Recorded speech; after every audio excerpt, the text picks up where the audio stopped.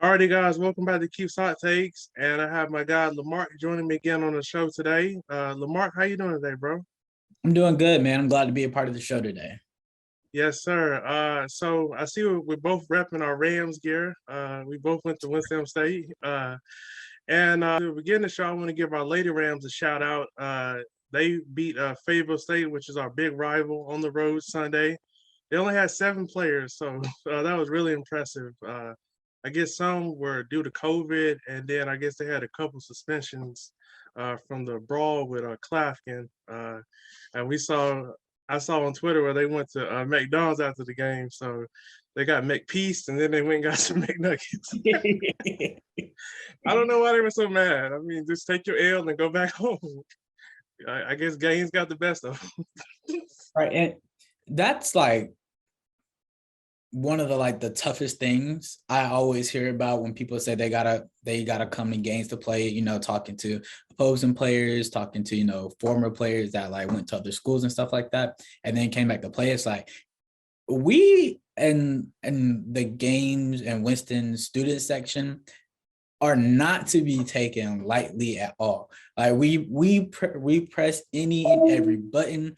I can't even tell you some of the things that are said just because it's not for TV. Yeah, It's not for TV. Just know that when you come to a Winston game, we are coming for next. So that plus they got beat by 30, and I understand why it happened. I don't agree with it. I think it's a terrible thing that's sort of just, it's a part of the game. Your adrenaline is running, high emotions, you want to win, you've been practicing all week, been preparing all week, and then just to come up short, come up sad, and take the L, or just have to sit there and listen to the opposing team taunt at you the entire time. You can't do nothing. Tempers flare, things run over, but I mean, overall it was a good win for the Lady Rams. Yes, for sure. I remember the one time I got to go to a game in Gaines Center. It's when Casey Minor, he's from the Winston area, and they had posters where about him committing to Winston State. Then he flipped to John C. Smith, and they were bringing that up the whole game. And I think it got in his head. He didn't even play that game. He was out hurt, but the Winston fans, they were giving him hell for that. Right. Yeah. So speaking of that brawl, it started in the third quarter when Winston's point guard, she was coming off a screen and she got pushed in the back, and then her and another player from Clafkin, they got into it. And I had a feeling after the game it was going to be on site. I feel like they were going to finish what they started during the third quarter of that game. So it's unfortunate that we didn't have all our players, but to get a big time road victory without all our players, that was just big, and I'm so proud of them. We got John C. Smith tonight. That's going to be for the division lead, and then Livingstone comes to town. And the last time they came to town, they got crazy. So if you plan to go to that game, you probably have to be there at 11:30 to get in the door, because everybody's going to be trying to get into that one. So yeah, since we don't have a show next week because of don't have no NFL games, it's going to be the Pro Bowl week. I thought we would preview Duke, North Carolina. That's one of the greatest rivalries in college basketball. Before we get into talking about the game, do you have a favorite memory of the rivalry off the top of your head? Wow, off the top of my head, there's so many. I'm gonna go. I think it was 2016, 2017. I think it was the second matchup that year. Jason Tatum was there, and he put Meeks on a poster. I felt bad for Meeks. Either that or the one when Austin Rivers hit that game winner. Those are like the best two moments that come to my head. I felt bad for Meeks because I knew he can't really jump, and I knew it was going to end bad when he went up with Tatum. I was hyped because that was the start of our comeback to win that game. Unfortunately, and the Austin Rivers play, I just knew we had that game, and then y'all made that epic comeback. I was hurt with how that ended. Crazy thing about that game, I fell asleep, and we was down 10 or what so with 3 minutes left. I woke up at 12 o'clock. All I seen was Austin Rivers shoot, buzzer go off, and it go in, and I say, yes, and roll right back over and went to sleep. Oh, man, that was not an easy night for me. I didn't sleep much that night after we blew that big lead.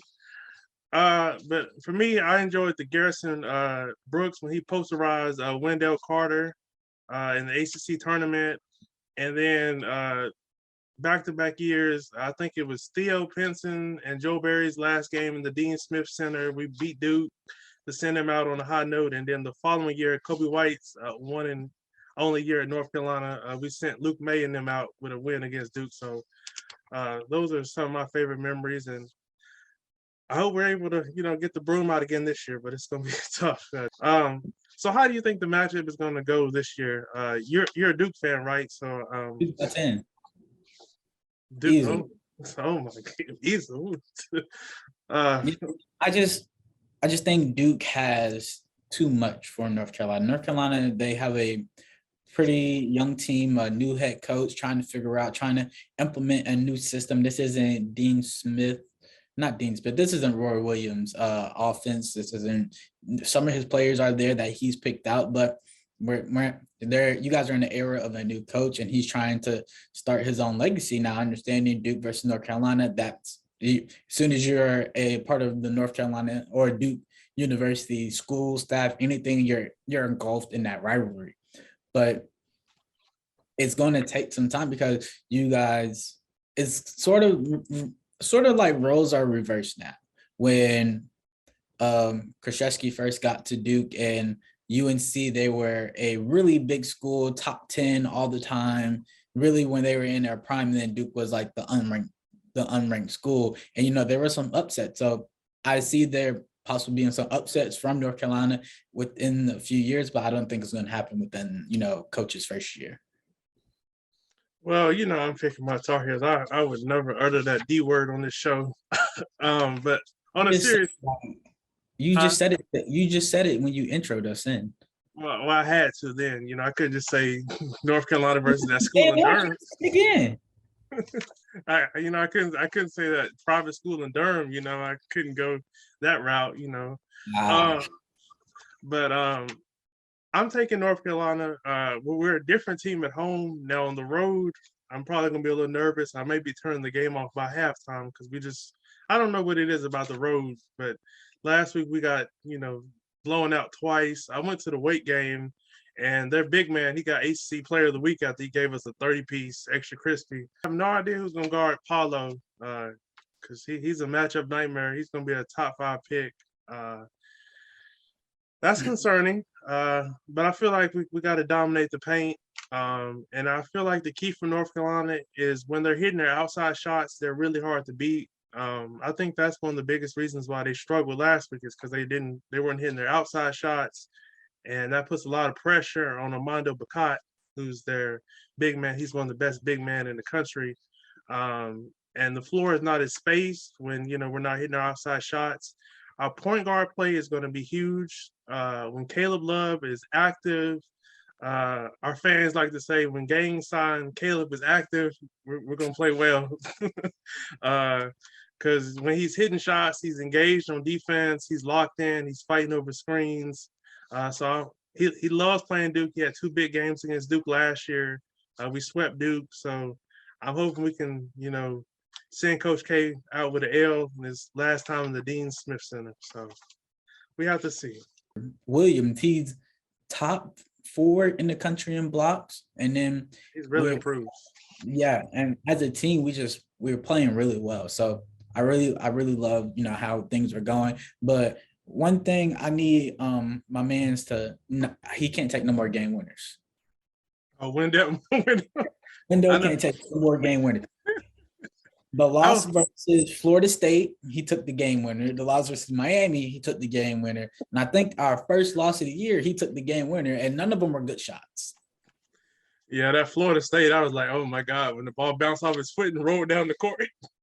Exactly. He probably needed security getting into the locker room. Exactly. Like that turnover, taking a bad shot. I mean, we're down 2 and you're trying to take a 3. Like, I just get Paolo the ball. Yeah. Like I said, I have no idea who's going to guard Paulo. I don't know if we want to put Armando on him because we can't really afford for Armando to get in foul trouble because he's really our only big man. The other two bigs that we got, Brady Manick, who's a sharpshooter out of Oklahoma. I like to call him lunch meat in the post because whenever he's guarding the other team's power forward, they're gonna get at least 20. He may get 20, but he's gonna give up 20 to 25 points. Yeah, it's really bad. And then Dawson Garcia, I don't know if he's gonna be back for this game. He went back home to Minnesota, family illness. So I guess that means a family member is sick. My thoughts and prayers are with him. But yeah, Wendell Moore, I'm not sure if we put Leaky Black on him or because Leaky Black is our best defender. Wendell Moore has really improved this year.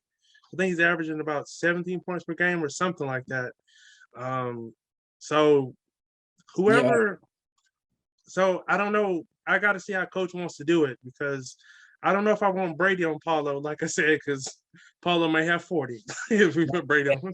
something that Wendell is very much improved on from last year to this year is his post game. So I mean, with him having that size advantage on Leaky, I think that'll cause some problems and have him getting the foul trouble earlier. So then you're gonna have to start switching around. And it's just You think he's taller than Leaky? I thought he was like 6'5", and Leaky's like 6'8".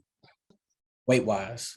Oh, okay. Well, Yeah. Leaky, Leaky, what he does to disrupt the other team's, normally best players, his length, his long arms. He usually, most times, Leaky doesn't give up a lot of buckets. So, and they were high school teammates for a year, so that could be interesting. So we have to see. And that post game between Moore and Black, that's where he would be at the disadvantage. Okay, well, posting up Leaky. I mean, he took Laravia from Wake for a couple possessions. He held his own. Laravia got a couple buckets, but I mean, that's what you expect when a guy's 6'10" going up against a small forward. I mean, Leaky held his own though. But we can't have him and Armando getting foul trouble because they're like our glue guys. So I can't wait for that one next week. Why don't we recap our divisional round games from last week because we had some great games. All of them came down to the buzzer, and I really enjoyed all of them. So let's start with Bengals Titans. Ryan Tannehill sunk it up. He threw 3 picks, including one that set up the game-winning field goal for the Bengals. Joe Burrow, he got the ball back. He threw it to Jamar Chase for 19 yards. And then Joe Mixon went up the middle for 2 yards. And then Joe Burrow just got it lined up in the middle of the field. The kicker hit the game-winning field goal. And that was a really great game. I didn't get to catch the end of it because I went to the Wake and North Carolina game. But the Bengals, they're on the roll. And Jamar Chase, another 100-yard game in the postseason. This team is tough. Right. I mean, and honestly, they have to play Kansas City, and Kansas City has been looking really good too. But going back to that divisional game between the Bengals and the Titans, I mean, it's just unfortunate. You see, they were the number one, team in the AFC, and you see like how much that Derrick Henry changes the game for them. Time of possession is not where it's supposed to be at. I mean, they're usually looking at about 30, 33. Now they're down to, about 30, 29. So, that big difference in change, those extra 3 minutes for the possession, that's one less turnover for Ryan Tannehill. I mean, another possession for Tannehill to find, AJ Brown or Julio Jones, in the mix. Yeah, I was wondering if Derrick Henry was 100% because I think he had 20 carries for 62 yards, and that wasn't like Derrick Henry like. And I think the Bengals did a great job making sure he didn't go off because they knew if he went off, they weren't going to win that game. So we'll move to Packers 49ers. Another disappointing loss for Aaron Rodgers in the postseason. The block punt for a touchdown with 4 minutes left in the game changed everything. And then Green Bay got the ball back. They went 3 and out. On that third down, I was watching Undisputed, and Shannon Sharp pointed out, I did not pay attention to it at first, but I think it was Lazar. He was running wide open across the middle of the field. And like Shannon Sharp was saying, Aaron Rodgers had to just say, I'm throwing it to Devontae and hope he can make a play because Lazar was running wide open across his face. And if he got it to him, he probably may still be running because I don't think it was nobody around him. And then the 49ers, they got the ball back with 3:20 left to go. They made some big time plays, and then they set up Robbie Gould for the game winning field goal. And now, they're one win away from playing at that stadium that's behind me in SoFi for the Super Bowl. So we have to see. What are your thoughts on this game? Disappointing. Really, it was. I mean, Aaron Rodgers, you only scored one touchdown, got your team to get one field goal. It's really disappointing. I mean, we expect so much more from Aaron Rodgers having an MVP caliber season. Probably is going to be, getting back-to-back MVPs. And you came up short once again. I mean, last year, Matt LaFleur, very much his fault. I mean, I'm gonna put that blame on him. You're a field goal away, not a field goal away, but you're one play away from the touchdown, and you don't put the ball in Aaron Rodgers' hands. This year, the ball is in Aaron Rodgers' hands. He doesn't see the wide open receiver, just like he didn't see the wide open receiver last year in the AFC Championship game.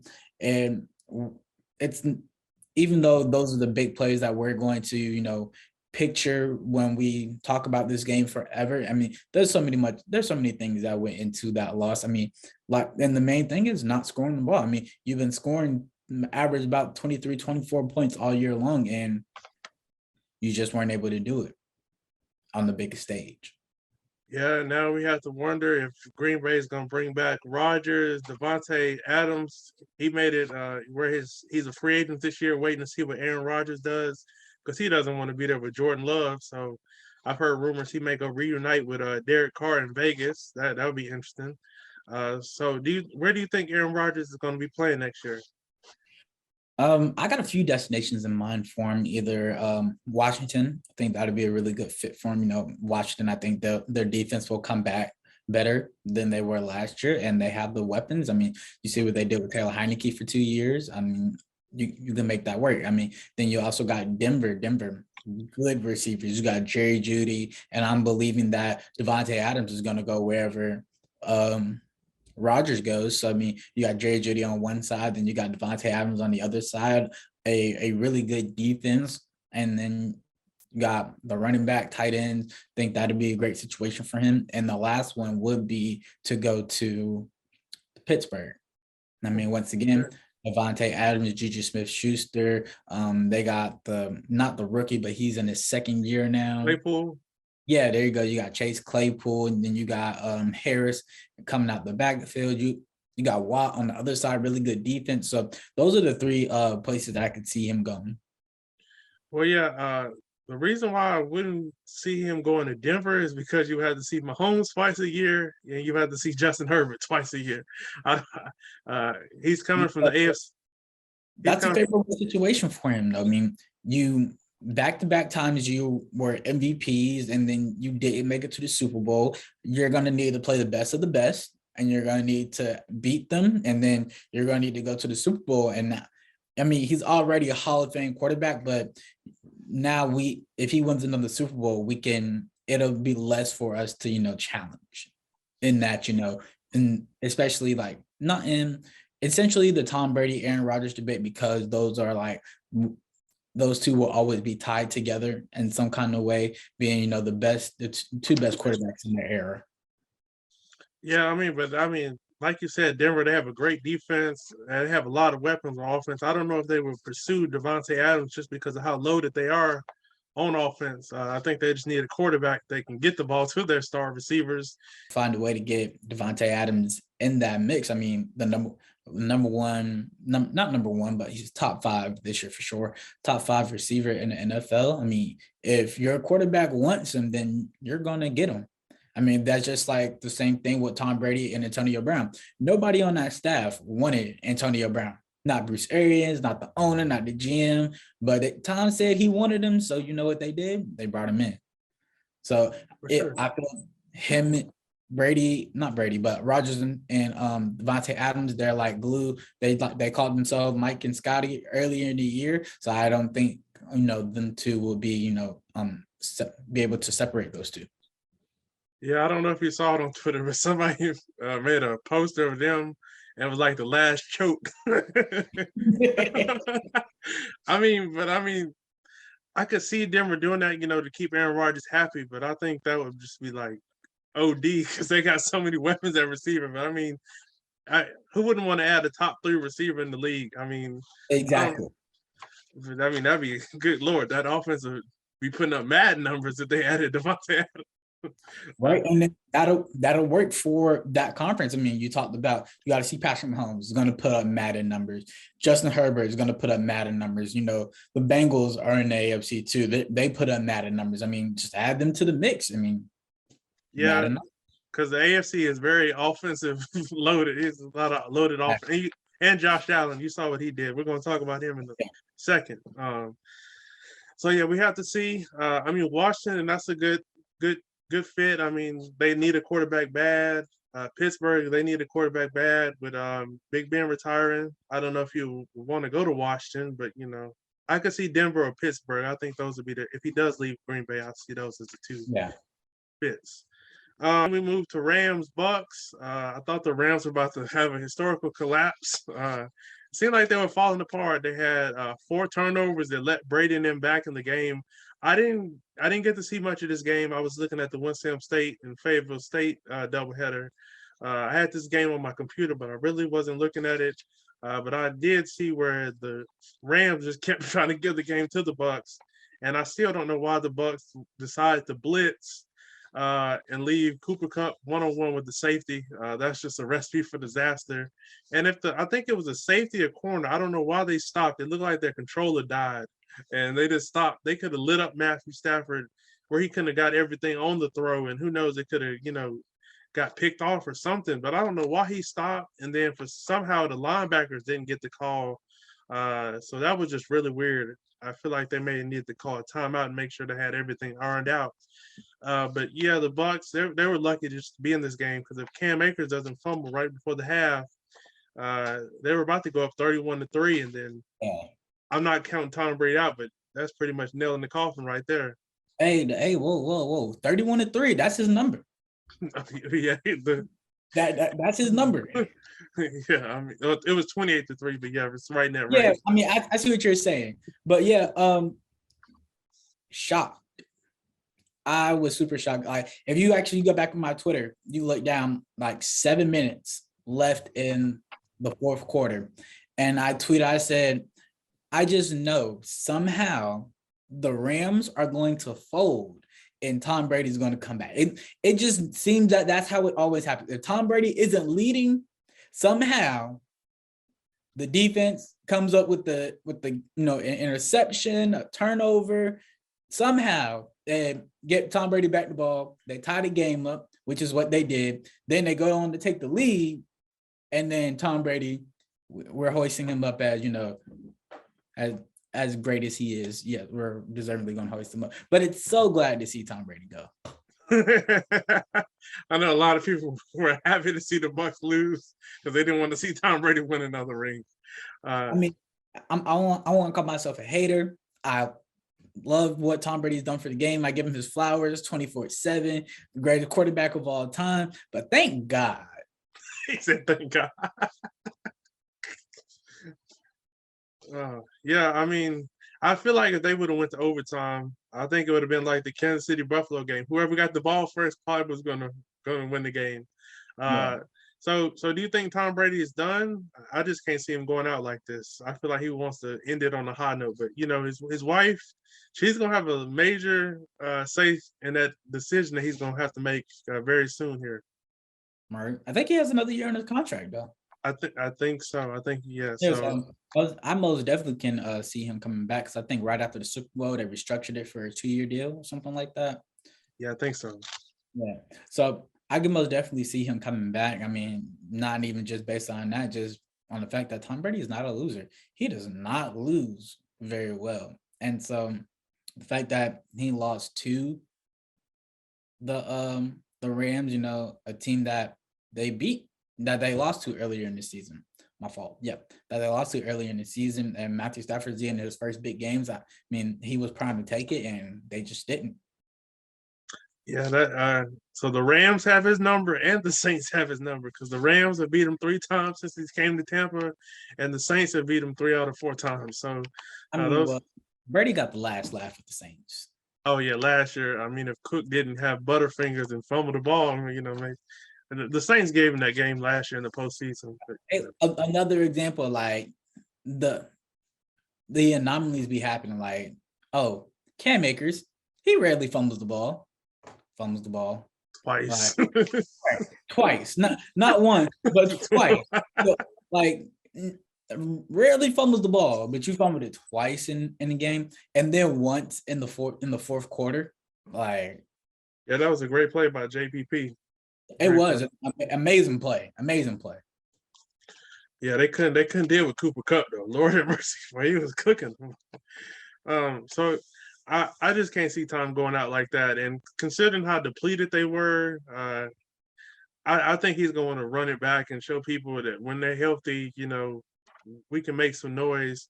Right. I think this goes to show you why we haven't had a repeat champ since the Patriots in 2003, 2004, because it's so hard not getting hit by the injury bug. And so I don't know if we'll ever get it. We probably will get a repeat champion again someday, but it's just so hard trying to keep everything together after the Super Bowl. So honestly, I don't know who would be able to. I don't know who would be able to repeat. I thought Kansas City was until they had all those injuries. I was like, oh my god, I thought it was about to be y'all. I can most definitely see Kansas City if they win this year and then they improve on that defense a lot. Yeah, I can see it. We're gonna talk about that. Ooh, Gabriel was killing him. Ooh, you remember that touchdown he had where the guy just fell down? He got cooked so bad he just fell down. Oh yeah. Oh, ooh, Lord. Last time Brady lost in the divisional round was 2011, and this is the first time since 2009 where we don't have Brady and Rodgers in the conference championship games. The quarterbacks that year were Peyton Manning, Mark Sanchez, Brett Favre, and Drew Brees. Those were the quarterbacks. The last time we didn't have Brady or Rodgers in the conference championship game. So it's been a long time since we've not had either one of them in the conference championship games. But hey, I mean, it's good to have some new faces in there. You said Drew Brees, Brett Favre, Peyton Manning, who else? Mark Sanchez. So it was the Jets, Colts, and then Vikings versus Saints. I think that was remember that game. That was the bounty hunter. I think that was the bounty hunter year where they thought they was. That was the bounty hunter year, and that was also the game. That game right there is what made the NFL change their overtime rules into what they have today, which I still don't 100% agree with. So what were I forget what the overtime rules were before?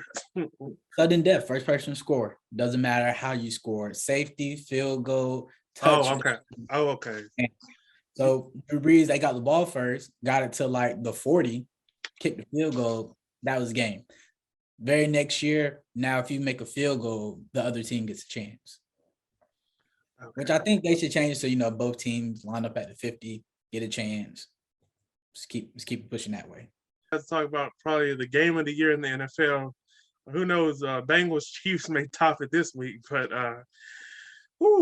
the Kansas City Chiefs beat the Buffalo Bills 42-36. In the last 2 minutes, there were 25 points scored, 3 lead changes, 1 tie. Mahomes and Allen combined for 3 touchdowns and 221 passing yards. The fans don't hate me for this, but you had a quarterback throw for 221 yards only one time from week 5 to week 18, and you only won 1 game during that stretch. So that probably sums up why you only won 1 game during that stretch. Say that one more time. So from week 5 to week 18, the Panthers quarterbacks, they only had 1 quarterback throw over 221 yards during that span.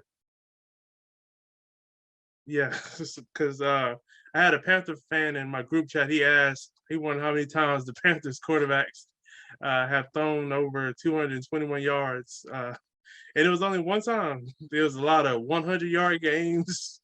Saw a 52 in there. It was real bad. wait till I talk to Nashawn. I have a good mind to call him right now just to hear. It looked it up because I knew it was going to be bad for Panther fans, but when I looked it up, and that only happened one time during like a 13-week stretch, I was like, no. I really felt bad for Panthers this year. I thought I was down bad, but they were down bad. I mean, the last 2 minutes were just crazy. I thought Buffalo had won it with 13 seconds left, and I'm like, you left Patrick Mahomes too much time. Uh, and I'll show you Travis. Show you in a second. Travis Kelce orchestrated the whole thing on the sideline. Right. So, Like, okay, it's a minute. The Chiefs defense has been playing pretty well. Think they're going to stop, force it to a field goal, something. No, I seen that touchdown come. I sat up. I said, wow. I said, the Chiefs really just lost. yeah, that's what I thought. That was my thought process. I was like, the Chiefs just lost. And I was like, but 13 seconds, 3 timeouts. I was like, hold on, at this point, they might have a chance. 3 timeouts. Surely drove it down the field. That last play that Travis Kelce, you get I seen it on Twitter when they were talking about it, and you could just hear him because Travis Kelce, and I think that's what you're going to explain. Travis Kelce came up to him and was like, hey, this is what they did last time. I'm not even going to run a route. I'm just going to run to the open area. And then, when break ran out there, they seen what the defense is. Patrick Mahomes said, do it, Travis. Do it, Travis. And they did it. And the rest is history. I mean, yeah, I don't understand what kind of defense Buffalo is playing, but they were playing it like it's the last play of the game, and Patrick Mahomes had to throw a Hail Mary. I don't understand what you don't want to play that soft when you have a guy like Tyreek Hill who, if you let him get in open space, yeah, like on that touchdown, I forget. I think it was with with a minute 2 to go, and he pieced out the guy. They could have threw a flag on that. right. I saw that. Yeah, the guy took a poor angle, and if you take a poor angle on Tyreek Hill, just hang it up. And the crazy thing about the peace sign was the guy was ahead of him, and that just shows you how fast he is. And he turned on the afterburners, and it was over with. But yeah, I'll share my screen, and I'll let y'all see Travis Kelce. I think this was right after Buffalo scored. He orchestrated the whole. And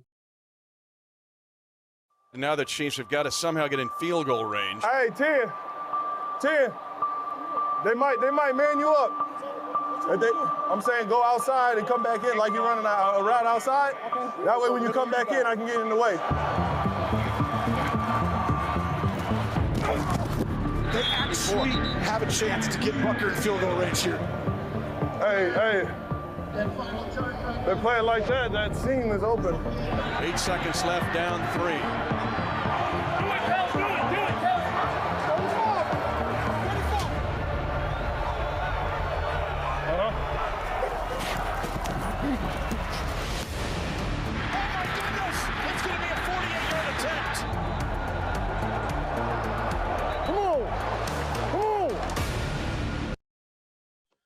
Yeah, man.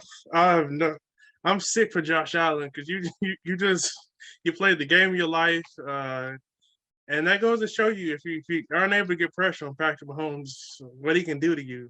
I think the Chiefs they really missed Tyrann Mathieu because they had a lot of breakdowns in the secondary, a lot of miscommunications, and he's like the anchor of the defense. He makes sure everything's where it's supposed to be. And on that touchdown, where Buffalo took the lead with 13 seconds left, I feel like if he's there, I don't think it happens because they had a lot of miscommunication. And yeah. Who would have ever thought that Gabriel Davis would be the first guy to get 4 touchdowns in a postseason game? Game was crazy. That moment was crazy. It just shows you like the intelligence of Travis Kelce right there. Yeah, because I'm like, what are y'all? Basically, it looked like they just flipped the play and then had him singled up on one side, and then they had everybody else on the other side. So the Chiefs are lucky. I saw somebody, I think it was Travis Kelce. He said having Andy Reid and Eric Bieniemy is like having Shaq and Kobe. That's pretty much what it's like because you got 2 great offensive geniuses. And when I started looking at the picture of Eric Bieniemy, I said he kind of looked like Shaq a little bit in the face, kind of sort of. He kind of does a little bit. So I mean, that's why I feel like it's so important to keep those 2 together, and I think the Chiefs are understanding that, and you gotta pay them. That's the only way I see you coming out of this with Eric Bieniemy still in your staff. You got to pay him, and you're probably going to pay him, a little bit, a few, maybe about $5-6 million less than what you're paying Andy Reid. But like, that's what you got to do to keep him because toward, like we talked about this one last week, this is towards the end of Andy's career, and he's going to retire. Enemy just steps right up. Good relationship with Patrick Mahomes, Travis Kelce, Tyreek Hill, the entire offense. I can see it happen. For sure. And I think McCole Hardman, he had a big catch on one of these touchdown drives that set it up. And I think they paid too much attention to Travis Kelce and Tyreek Hill, and he was running across the middle on like an inside route or a drag route. And I'm like, they got so many weapons. If you focus on Travis Kelce and Tyreek Hill, somebody else will burn you. And he's a lesser version of what Tyreek Hill can do. He's a speed demon. You just want to get him the ball like Hill, get in an open space and let him, do what he does. So talking about the overtime rules, do you think they should stay the same, or what were you saying about the overtime rules a little bit ago? They should change it to similar to what college does. College, you get in overtime, you get about the 25-yard line, and then you have to try to score from there. This is the NFL, so I'm not gonna give them straight field goals. We'll be here all day. Put them at the 50, and then be like, go score. Then if you don't score, get the ball back at 50, go score. Like, it's too many times we sit there and we watched 15 minutes on the overtime, and neither team is past the 50. If the team just gets past the 50, everything makes easier. You get your field goal still, because now we got kickers kicking 60-yarders out here. So you still are within field goal range, but you still have the chance to score.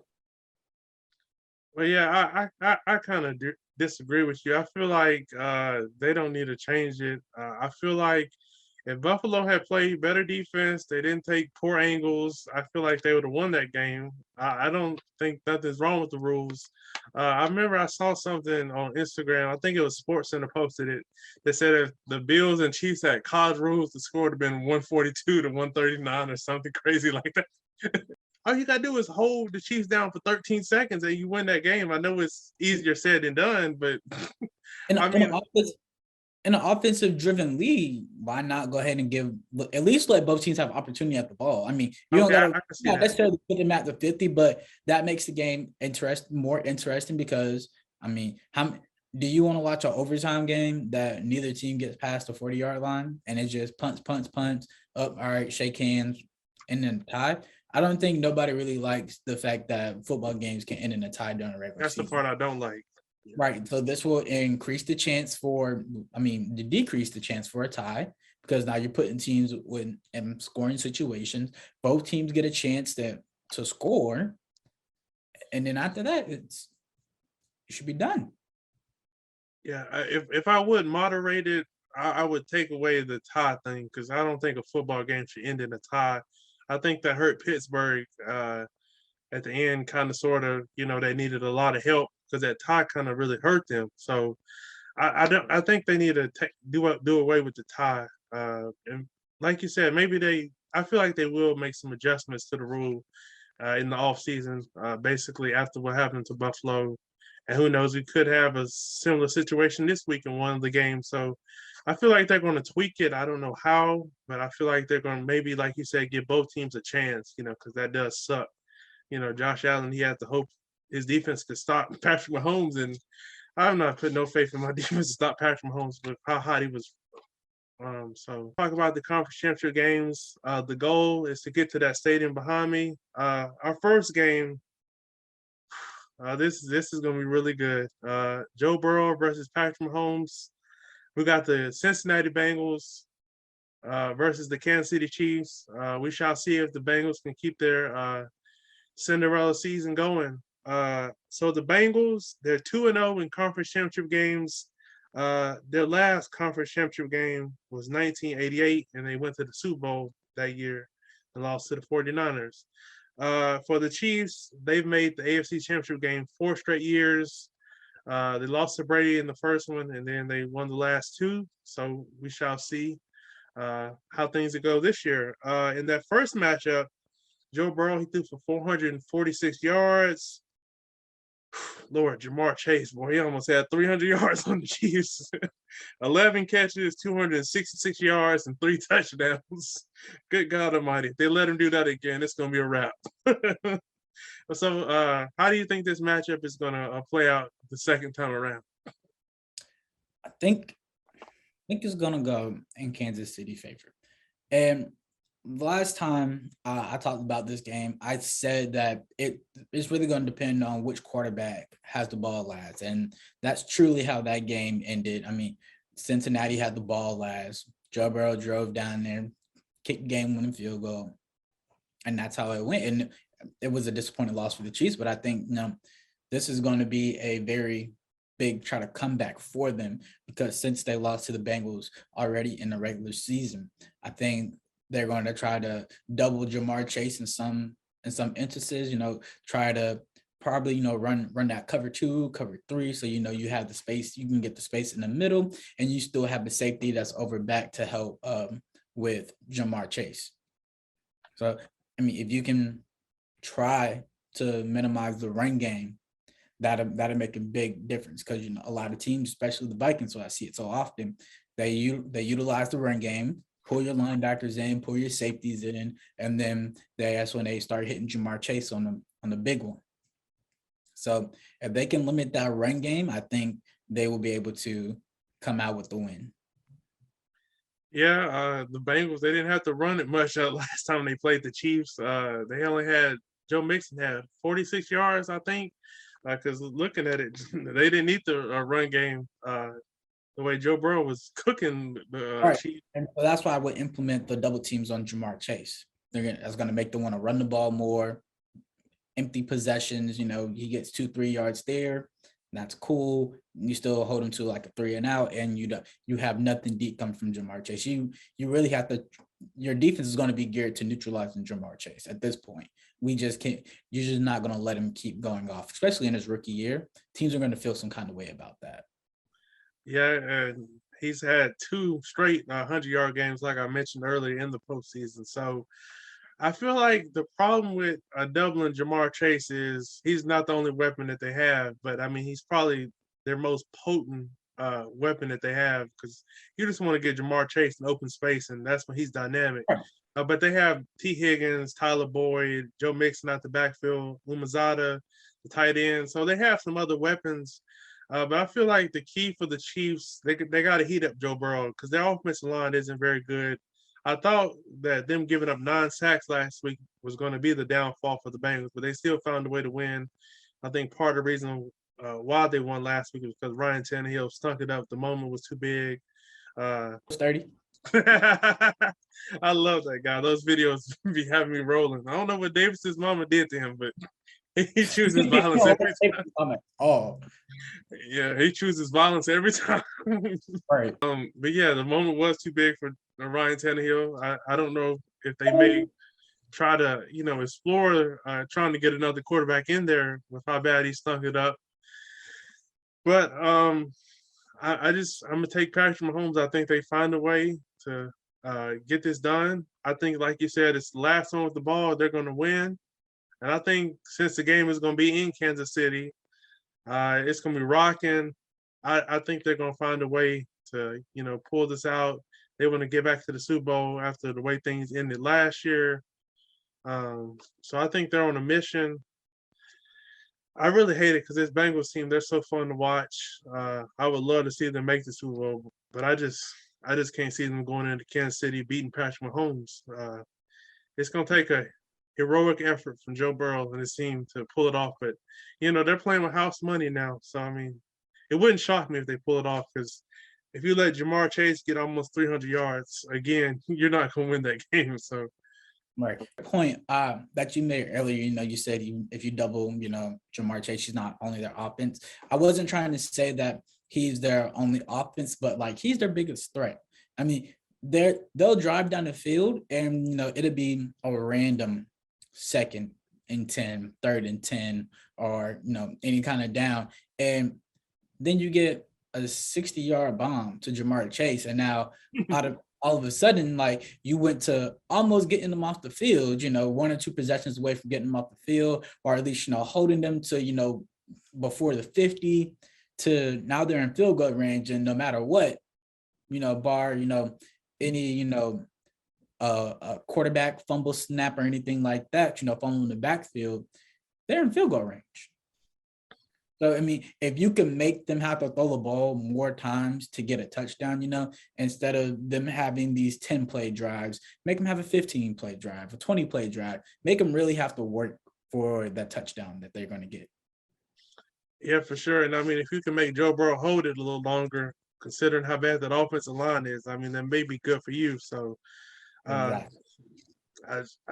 some way, somehow, you can't let Jamar Chase go off. And the key is whenever he gets the ball, tackle him, because the Titans, they had some poor tackles on him where he was able to, break loose and get some big gains.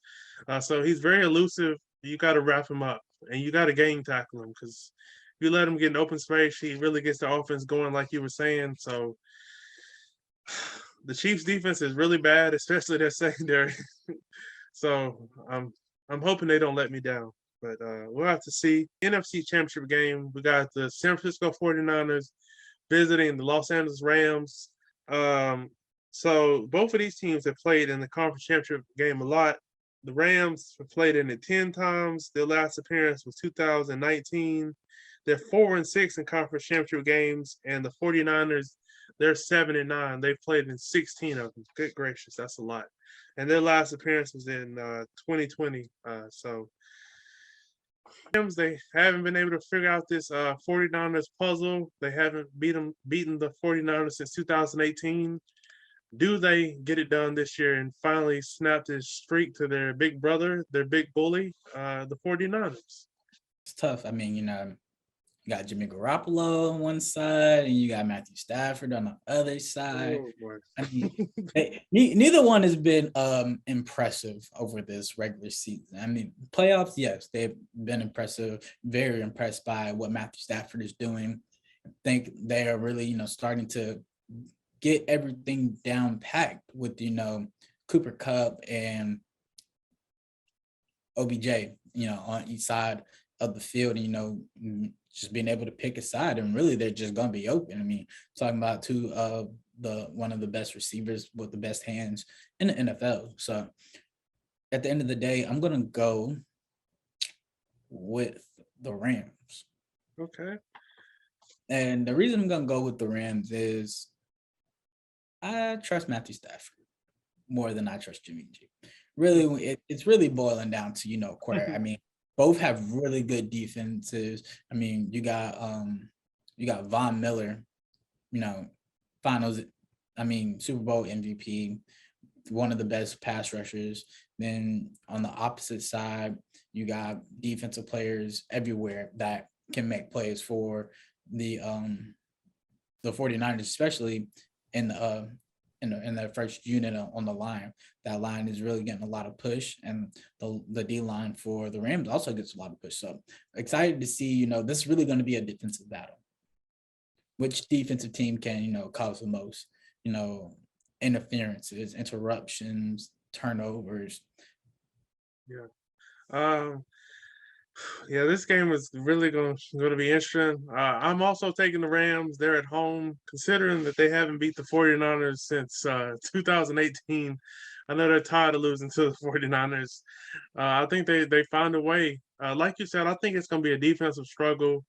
Both teams, they have great defenses. For the Rams, you got Aaron Donald, Von Miller, and Leonard Floyd.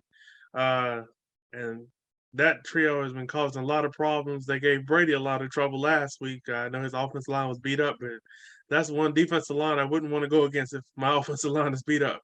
And maybe I should have listened to you last week with how they could get pressure on the quarterback. And I think that's part of the reason why Brady struggled last week. I said they were primed for a breakout game, one of them.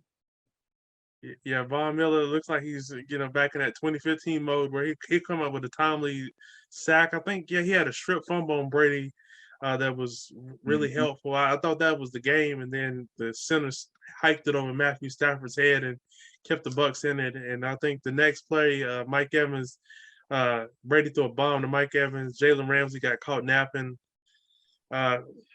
So I think the Rams, they're gonna have to you know what the 49ers are going to want to do. They're going to want to, run the ball, and then they're going to want to find a way to get the Debo and Kittle.